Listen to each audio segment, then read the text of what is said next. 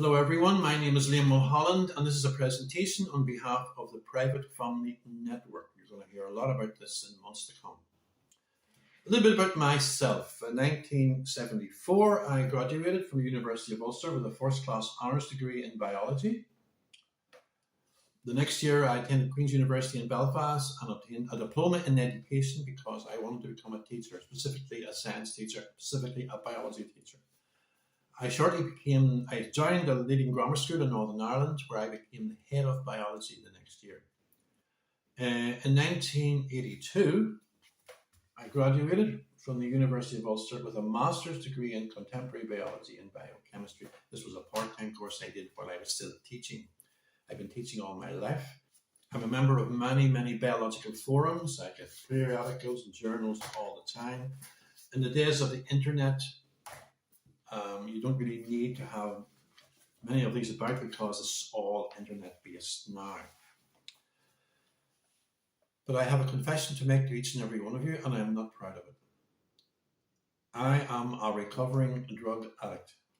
Such was my addiction that it consumed my life. My drug of choice, it determined where I went and what I did during the day.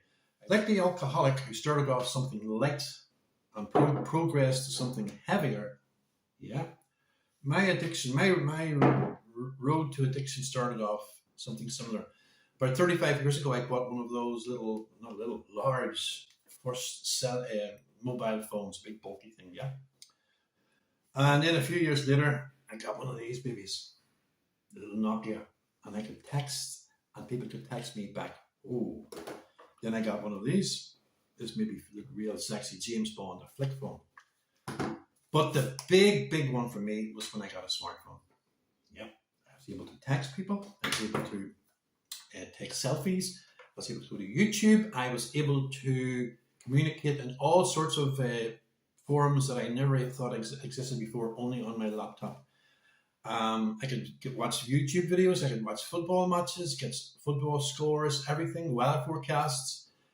And the big drug for me was social media and getting involved in different social media platforms like Facebook and Instagram and Telegram and putting up my ideas and waiting for the response. I couldn't wait to get the comments. That was feeding my ego and feeding my addiction. So what is addiction all about?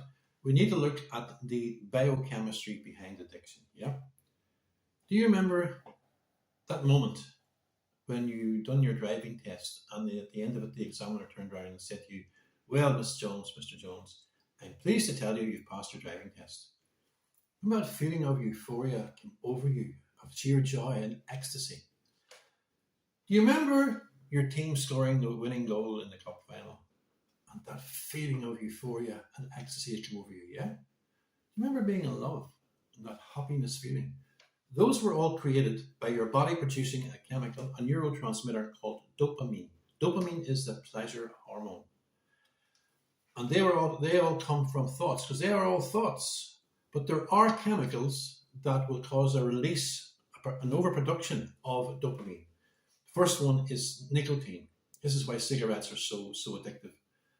Nicotine, alcohol causes a lot of dopamine secretion. Then cocaine releases far more dopamine than alcohol will, and then heroin.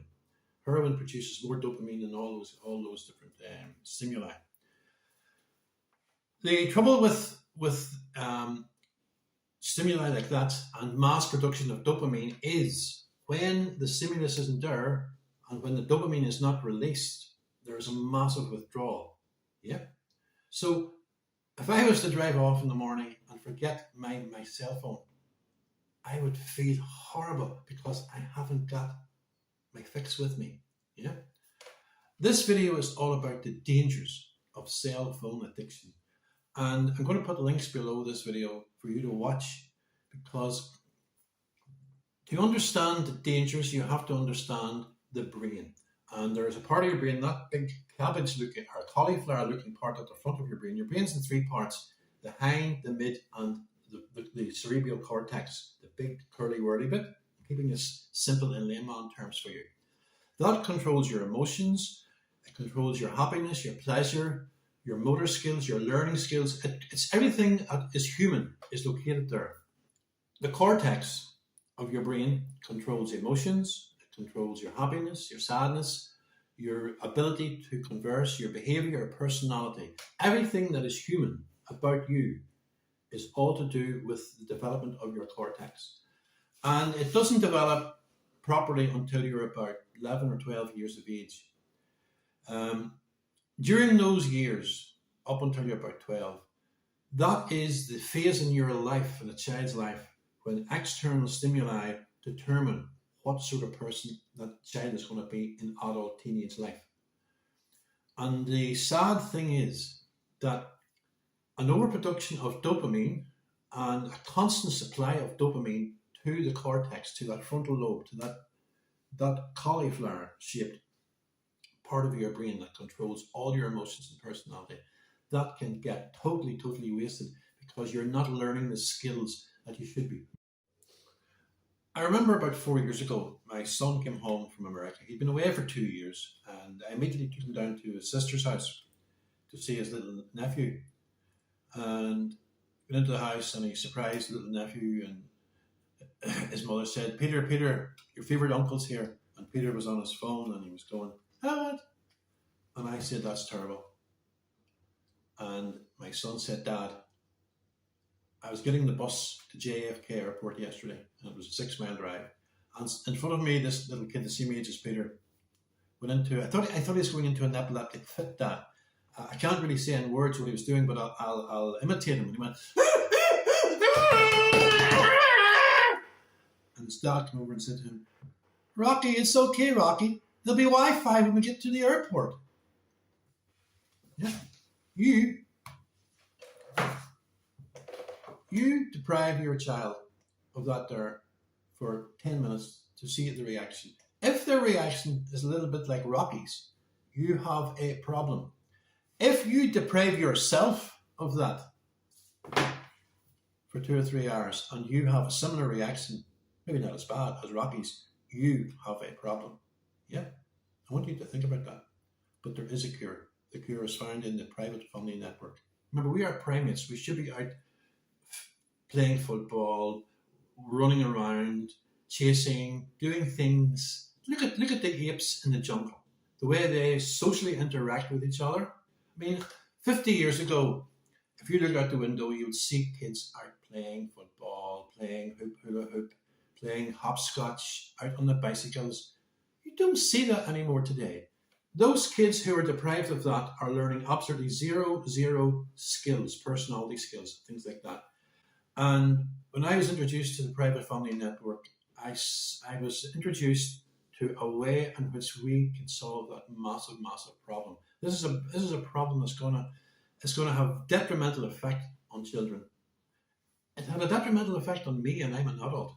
And every adult I know, you go into a restaurant or a pub or anywhere, you see nothing but people. People, instead of chatting and socializing, they're on their phones. They're addicted.